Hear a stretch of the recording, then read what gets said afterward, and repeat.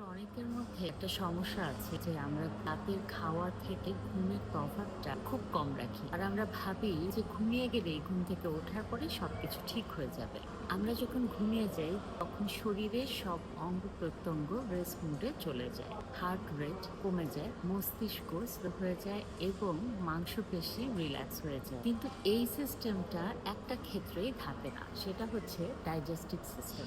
আমরা যদি খাওয়ার সঙ্গে সঙ্গে অ্যাটলিস্ট ২ ঘন্টা গ্যাপ না দিয়ে ঘুমিয়ে পড়ি, তাহলে আমাদের শরীর একদিকে ঘুমায় কিন্তু ডাইজেস্টিভ সিস্টেম কাজ করতে থাকে, যার দরুন শরীর স্ট্রেসড হয়ে যায়।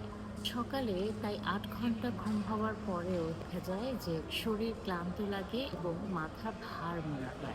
এই ভুলটাই কিন্তু আমাদের মেটাবলিজম স্লো করে দেয়, শরীরে পানি ধরে যায়, ফ্যাট জমে এবং ধীরে ধীরে ওজন বাড়তে শুরু করে দেয়। কিন্তু আমরা আসল কারণটা খুঁজেই পাই না। তাই ছোটখাটো কিছু নিয়ম মেনে চললে এই ধরনের প্রবলেম হবে না। যেমন ঘুমানোর অন্তত ২ ঘন্টা আগে খেতে হবে, হালকা খাবার খেতে হবে রাতের সময়। প্রতিদিন একই সময়ে ঘুমাতে যাওয়া এবং ঘুম থেকে ওঠাটা খুব ভালো শরীরের জন্য। বিশ্বাস করুন, এরকম কয়েকদিন মেনটেন করলে আপনার শরীর হালকা লাগতে শুরু করবে এবং শরীর সুস্থ হয়ে যাবে। নিজেকে ভালোবাসুন, অনেক ভালো থাকবেন।